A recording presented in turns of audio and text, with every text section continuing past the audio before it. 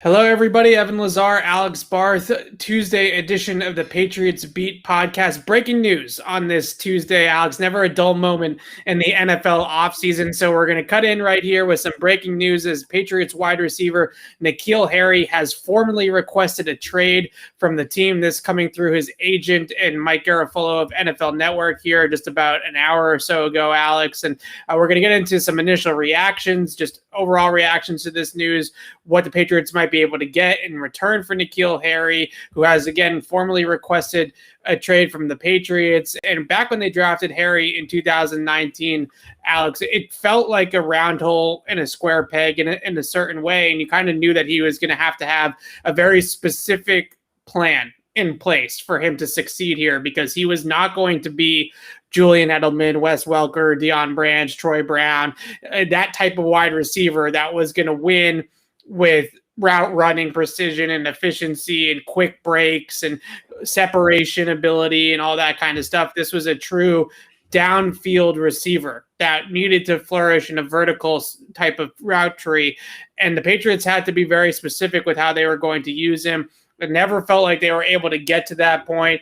Injuries obviously played a major role. I think learning the complex playbook played a little bit of a role as well. But Harry's agent citing the fact that in 2 seasons with the Patriots, he's only had 86 targets. And on top of that, now they look at the depth chart. We see Aguilar, Kendrick Bourne, Jacoby Myers, the 2 tight ends. Where's the opportunity coming for a guy like N'Keal Harry? And now we get to this breaking point. Right. I had him off my roster projection when I did that, whatever it was, 2 weeks ago, 3 weeks ago after spring practices. So I'm a little surprised in with the veracity that this trade request was brought out. And we'll get to that in a little bit, but there was no place for him on this team. The way he'd been playing, he didn't separate himself in the spring, and there's blame to go around. I don't know that he necessarily progressed at the rate you would expect a first round pick to progress. And at the same time, Evan, you kind of touched on it, and I've talked about this in the past. I don't know that the Patriots used N'Keal Harry properly. I don't know that they put him in a chance to play to his strengths and succeed. If anything, he was playing to his weaknesses. They put him in a spot where they were asking him to do the things that he was probably the worst at in order to get open and win. And that just doesn't make sense. That's a recipe for failure, where his agent said that, something about a dominant deep ball threat who's great at the point of attack. That's probably a little exaggerated, but he was right about N'Keal Harry's ability to high point the football and win jump balls. And we saw it at times here and there. He made a nice catch against Kansas City in the back corner of the end zone. He made that catch up the seam against the Chargers on Thursday Night Football. And you saw little flashes of it, but it wasn't necessarily that he wasn't able to do that all the time. I don't know that the team put him in positions to make those plays all the time. So it was a bad situation all around. I think a change of scenery for both sides is huge, and we'll see where it goes from there. But I wouldn't be surprised if I don't think N'Keal Harry is going to go elsewhere and, be a Pro Bowler, be an All-Pro, anything like that. I wouldn't be surprised if he goes somewhere else and is a contributor and is a legitimate third wide receiver, a red zone threat. I wouldn't totally write him off yet, but it's not going to be in New England. Right. And I think that you hit on a bunch of key points there. And the biggest one that I see is that we saw flashes, that Rams game, like you mentioned, the Kansas City touchdown catch from Jarrett Stidham, even I believe it was his very first game against the Dallas Cowboys in 2019, when he caught that back shoulder touchdown on Byron Jones. And you saw that ability as a big-bodied wide receiver on the outside to go above the rim, high point the football, win contested catches.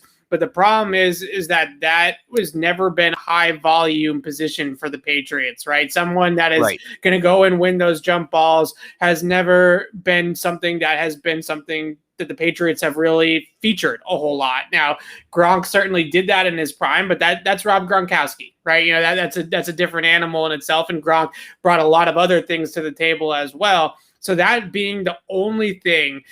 And I remember watching some of N'Keal Harry's tape this past season, the season before, and I just kind of watched it and said, what's the one thing that he's NFL good at? Like, what's the one thing that he is a above average pro wide receiver at? And the only thing that you can come up with is contested catches. So unless you're going to go out and throw him 100 plus targets and expect the production to come with 45 contested catches, then you have a player that is not going to be a high volume weapon for you. And the other thing that the Patriots tried to really do with him that we've discussed a bunch of times is the scheme touches, right? The end arounds, the jet sweeps, the screen passes, getting him in the ball in his hands and allowing him to win as a ball carrier. And in college, N'Keal Harry was a very, very effective ball carrier. And I think at times in the NFL, the confidence, the fact that he couldn't get open in other ways down the field, that sort of lent itself to making him worse as a ball carrier too, because his confidence was just shot. But also in the open field, he is not a runaway NFL athlete, right? He's not somebody that is going to run away from people. He doesn't have elite separation ability, and that kind of translates to the fact that he doesn't have elite speed. So as a ball carrier in general, it never really worked out in that sense. So what were they going to use him as, and what was he going to flourish as here? Sort of became a difficult question to answer. And that's what his agent said in that statement, is that over the last couple of months, they've worked with the Patriots and Bill Belichick and Josh McDaniels to try to find a role and find a way, a path for N'Keal Harry to be successful here. And it just got to the point after multiple conversations with the team that the agent and N'Keal Harry sort of felt like it's not going to happen here.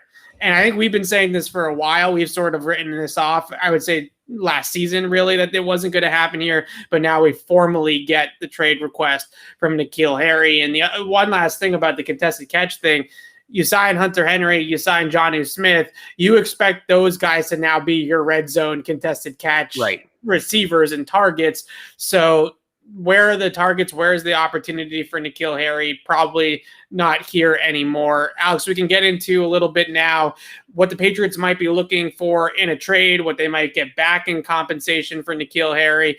And I think that that is a good place to start, is the draft. And at that point in the draft, the Patriots, there were some rumors about them shopping a player, N'Keal Harry out there. Teams like Arizona potentially being interested. Maybe, I think the pick that was thrown out there was like an early day 3 pick, like a 4th or a 5th rounder. That obviously didn't happen. Do you still feel like the Patriots could get that decent of comp? Because a 4th round pick it's not nothing, right? You know, that's solid compensation for a player that's performed under par, you know? Yeah. And now we know that, you know, there's this immense value on the 2022 draft. So, you know, would you rather have a 6th in 2022 or a 4th in 2023? I mean, that's probably a conversation we start having. Look, he was a 1st round pick for a reason. And I think there are teams, especially if they need wide receivers, who may be willing to give something up to ensure that N'Keal Harry doesn't hit the open market. So I think they can get something for him. I see a lot of people throwing out Andy Isabella. Can they trade him for a corner? Right. Things like that.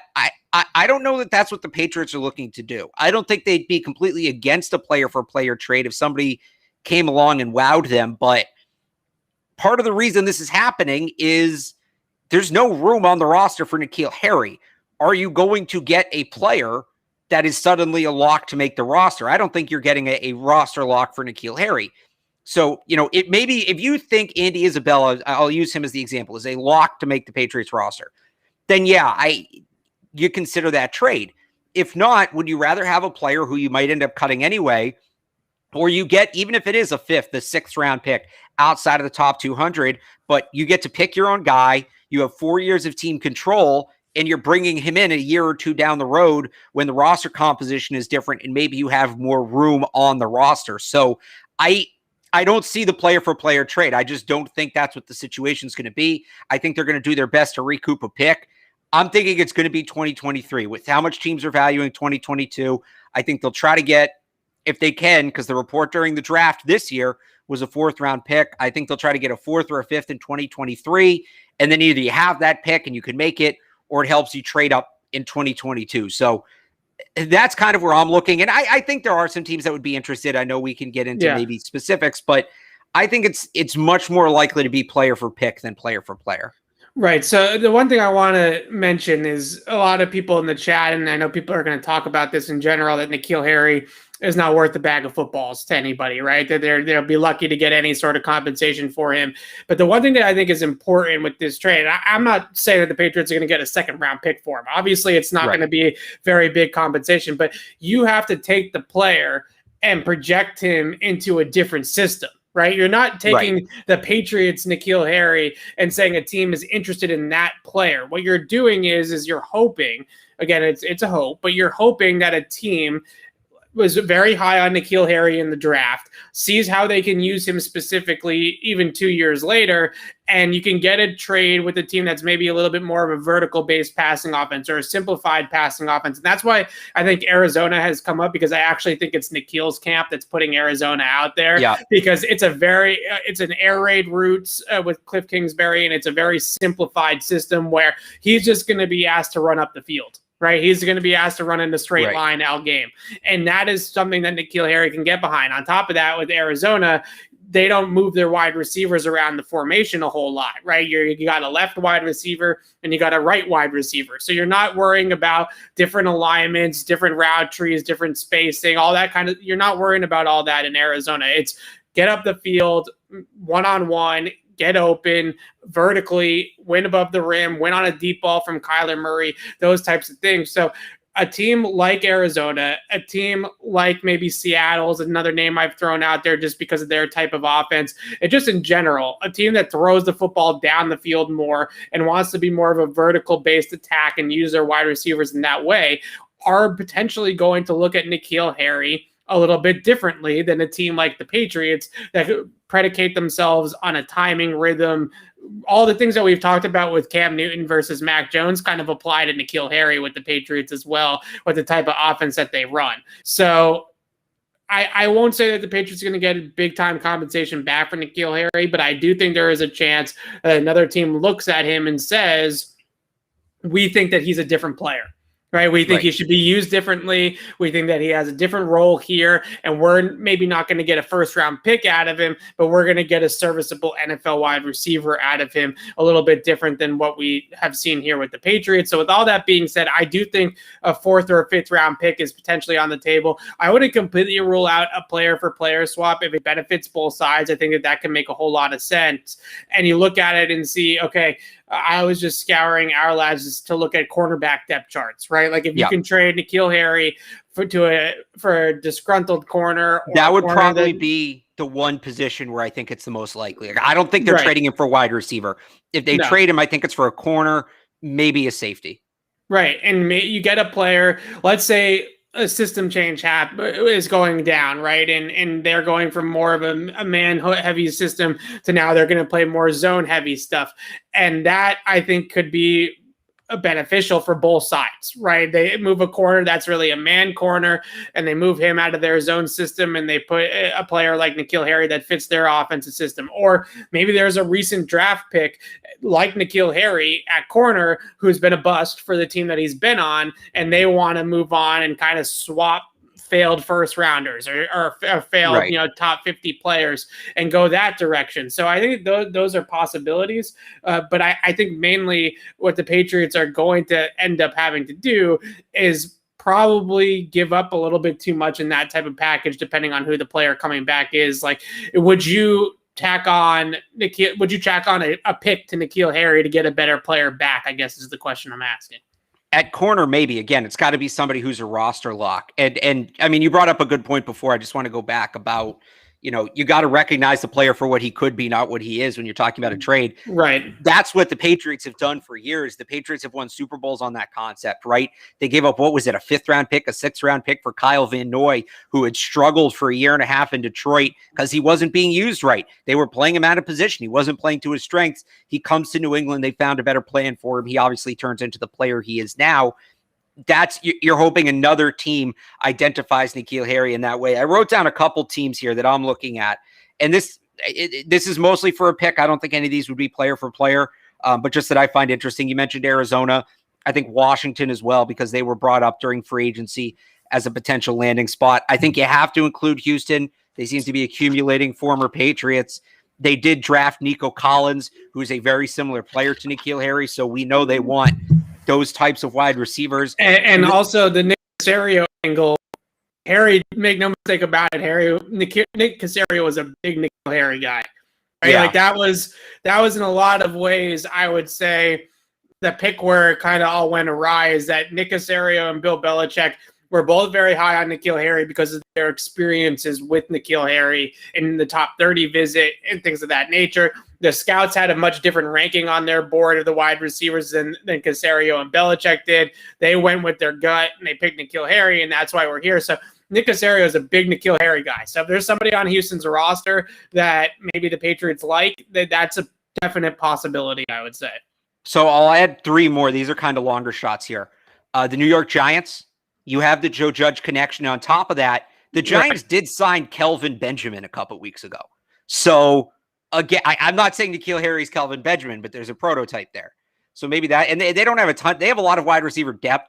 They don't have a ton of NFL experience. So he's a guy who maybe fits in. And then 2 more that are going to make you jump. The Green Bay Packers.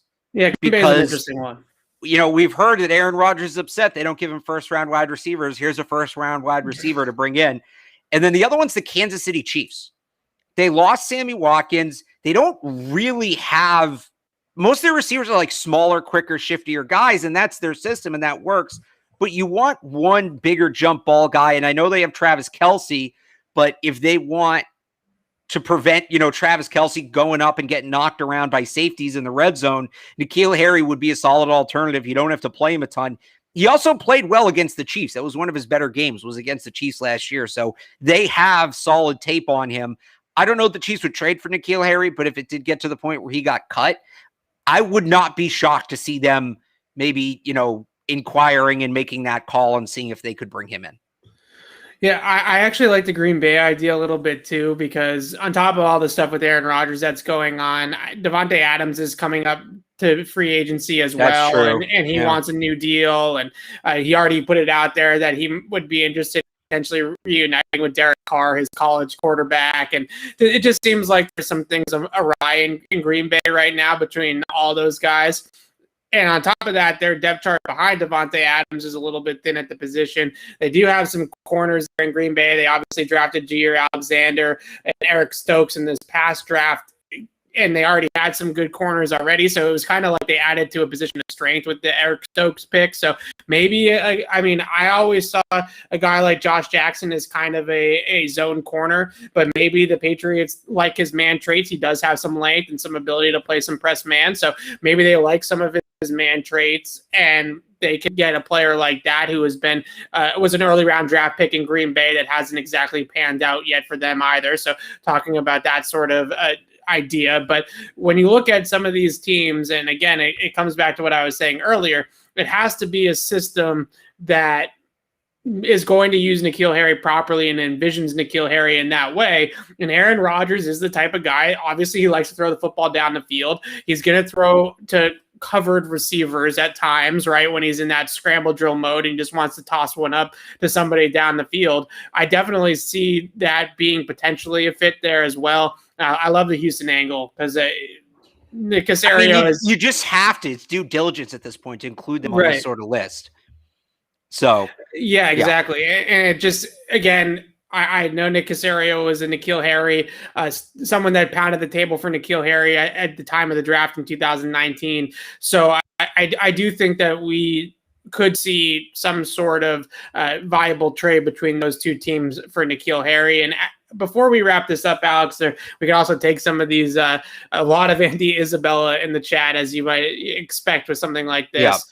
I wanted to bring this point up and just discuss, not necessarily get on ragging N'Keal Harry about being, or the Patriots for N'Keal Harry being a bust, but why we feel like the Patriots can't or have such trouble drafting wide receivers, especially early on in the draft, and sort of what is the disconnect here? Is it the system? Is it the players that they're targeting? Where's the issues here with the Patriots in drafting wide receivers? Because I do think it is important to fix this problem, because they're going to have to rely so heavily on the veteran market, signing wide receivers like they did this past offseason, or trading for wide receivers that are already veterans. Like striking out on a Mohamed Sanu happens because N'Keal Harry it doesn't work out, right? Like those types of things are happening, and then it's costing them money because they can't figure out how to draft a wide receiver early on. I don't know that they can't figure out how to draft them, because again, I think N'Keal Harry can be a contributor elsewhere. And we talked about this, what was it, 2 weeks ago? I went on like this whole long tangent about it. If you want to go back and find it, it's almost like it's not you, it's me. It's not the receiver. I don't think they're necessarily taking the wrong receivers. First off, they don't take receivers high up in the draft often. So that in itself kind of skews the data. On top of that, the college game has shifted so far from what the NFL game is. This is a league-wide problem, getting college receivers who come from these air raid, advanced spread systems to adjust to a pro-style offense. It's really not easy. And then you kind of have the Patriots who are almost as dated of an NFL offense as there is. And it worked for a time because, yeah, it was so complex and so different, but you had Tom Brady and he kind of, made up for that. Now you don't. And at a certain point, the Patriots are either just going to have to commit to bringing in veteran wide receivers. And if you want to take a shot in the 7th round on a Trey Nixon, so be it. But you're either going to have to commit to, when we need top of the depth chart wide receivers, we're going to pay them or trade for them. That, or they're going to have to change their offense, and they're going to have to move it more towards what college offenses are becoming, because they're based so much more on just raw physical skill instead of technique and option routes and things like that, because it's easier to recruit. It's easier to recruit guys like that. It's easier to coach players in that sense, where you only have limited time in college to coach, because the NCAA actually does something, but that's another rant for another time. There's such a disconnect. So, when the Patriots go out and they try to find wide receivers, they're just asking these guys to do things they've never seen before. It's a culture shock for a lot of these guys. A number of them have talked about it. Deion Branch talked about it recently. He was asked about N'Keal Harry, and he kind of said that the Patriots really need guys who have been through an NFL system before, and there's so few NFL-like systems left in college that it makes it hard if they want to draft somebody, because the guy's just going to come in and it's just going to be such an information overload. Right. And I think that's a big part of it, is what's going on in the college game, and the fact that there's not a ton of offenses down in the college level that are running these types of option routes, that are running these complex route trees and asking receivers to move inside and move outside and run a route tree and an outside route tree and learn the ZX, all the positions that kind of go into the entire bigger picture. But I think the main thing that I just keep on harping on with the Patriots when it comes to drafting wide receivers is they have got to make a point at some point in time of drafting technicians over these athletes, right? Over a guy like N'Keal Harry, who's 6'2", has good explosiveness, scores, good vertical ability, all that kind of stuff. They have to, at some point in time, look at it and say, we want the shifty, quick, underneath route runner that's going to create separation, that's going to get open, that has maybe some experience running routes out of the slot with a little bit of option. It doesn't necessarily need to be a first-round guy,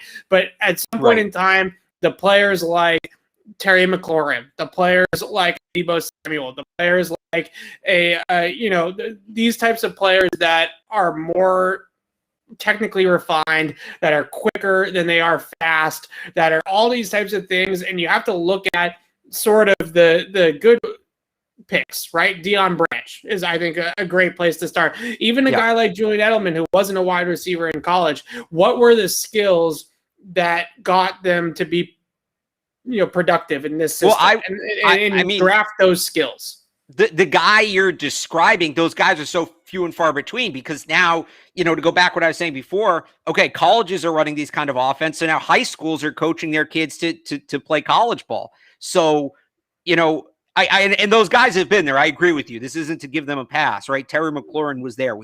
That's the big one for me. Say what you will about AJ Brown, about DK and Terry Metcalf. McLaurin was a great special teams player as well. 32 teams passed on DK Metcalf. AJ Brown's a tough one. To me, it was Terry McLaurin. That was the guy. But those players aren't out there. And it's interesting you mentioned Julian Edelman, because the one common thread, oddly enough, for receivers who have had success in New England is they weren't receivers in college. They were quarterbacks.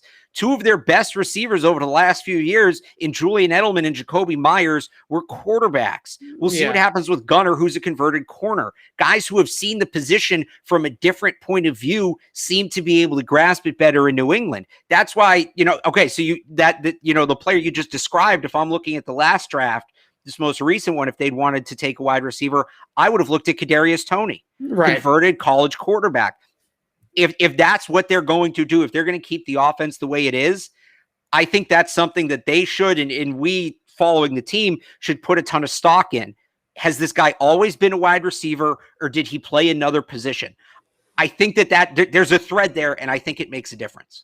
Yeah, and again, Kadarius Toney is a great example because he also is shifty and quick and ran some option routes in that Florida offense. Those that you need to look at. Okay, these are the types of guys that have succeeded here. Even the guys that have succeeded here on a lesser level, not the Wes Welkers and the Edelmans and the Randy Mosses and those types of level players, but even a guy like a Chris Hogan or a Brandon LaFell or a Brandon Lloyd or some of these lower level, Malcolm Mitchell, right? Some of those types of players, they were all smart guys that knew how to kind of get open within the framework of the structure of a scheme, that were good route runners, that had some sneaky quickness or something at the top of the route that was able to help them out to get open in terms of athleticism, but not necessarily these. When you look at N'Keal Harry on the practice field, he's a big dude. He's an explosive dude. But those types of guys don't necessarily translate into what they want the wide receiver position to do. So, again, it's just I really would like to hope that they would start to look at it that way and see, okay, these are the traits that work in our system. So let's focus on drafting players. And even though it was a 7th-round pick, I think Trey Nixon was a step in the right direction in that regard. He is somebody that has some separation ability, that has some speed, that has some good route pieces at the line of scrimmage and ability to get open against press coverage. So there is some element to that even with a 7th-round pick. So I think that is another sort of angle to this as well. There was one point that somebody made here in the chat that I wanted to get to as we wrap this up that I thought was solid, sort of jumping off point. Of course, now I probably can't find it, but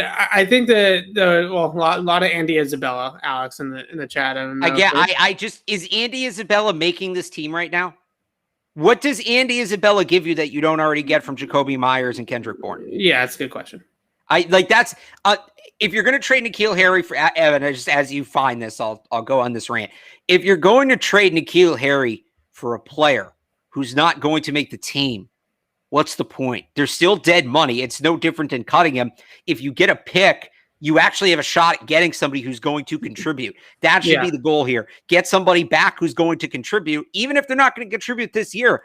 And I've yelled about this before, the Patriots needing a wide receiver is an internet meme. It's not based in reality. They added the 2 tight ends. They brought James White back. They added Nelson Aguilar. They have enough pass catchers. Unless you're adding a true number 1 wide receiver, and I'm sorry, you're not trading N'Keal Harry for Devonta Adams. You're not trading N'Keal Harry for Odell Beckham. I don't care if it works in Madden. There's no way that is going to happen.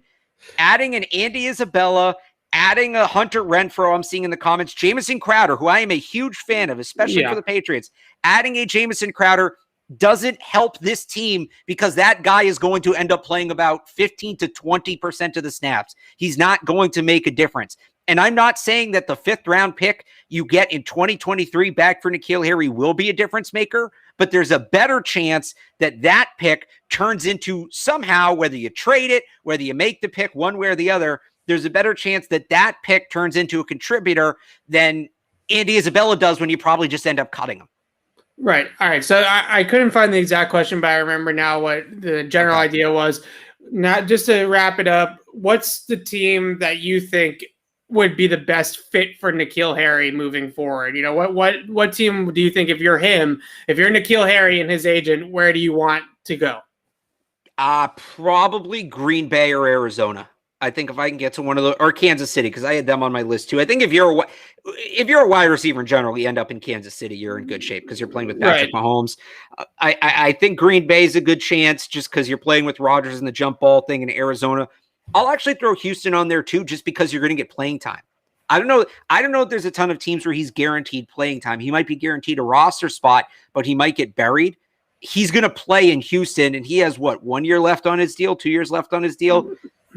He needs to play to reset the market so when he becomes a free agent, he can get a big contract. So one of those 2 teams would make sense.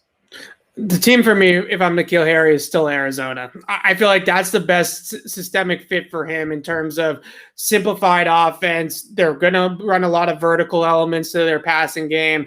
He has the broken playability with Kyler Murray to kind of have that secondary ability to kind of create separation at that point, right? You don't always have, with a quarterback like Kyler, you don't always have to get open in 2.5 seconds to get the football, right? You might be able to get open later on in the down and create separation that way on a broken play. You can go above the rim. Kyler will definitely throw the football down the field. They're going to keep him on one side of the formation. I just see him it's a simple offense. It's a vertical offense, and it's an offense with a mobile quarterback that might have some, second beat type of plays where he can get open after the play already breaks down. So if I'm N'Keal Harry, I'm trying to get to Arizona. If you're the Patriots, Alex, what's the compensation that what's the hard bargain you're driving here? What do you really want for N'Keal Harry? A 2022 pick, but I could potentially be persuaded with the 2023 if it's like a 4th or 5th round, right? If it's going to be either way, give me the 2022 because of that draft. But I don't want a player unless somebody's going to step up and really wow me with a corner. I'm fine without a player. I like my roster the way it is. Give me a pick. Let me go find the next guy myself.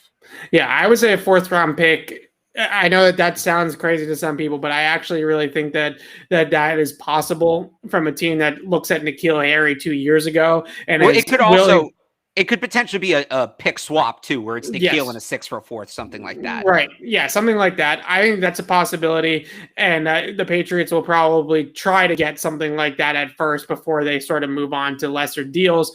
But I think that about wraps it up on the N'Keal Harry topic. Again, as you can see at the bottom of the screen, N'Keal Harry has formally requested a trade from the Patriots. Alex and I broke it down for the first 30 minutes in a bunch of different ways, why it didn't work, where he might be headed, all those types of things. So you can go ahead and hit the rewind button and watch the rest of the show if you missed all of that. And we will be back on the podcast on Thursday for our regularly scheduled program. This is a little bit of breaking news podcast here for you guys on this Tuesday afternoon. So on Thursday, the regular pod will be back. We'll talk some Mac Jones, how he wins the starting quarterback position, and maybe take some questions. But thanks very much for joining us on this breaking news edition of the Patriots Beat Podcast, and we'll see you on Thursday.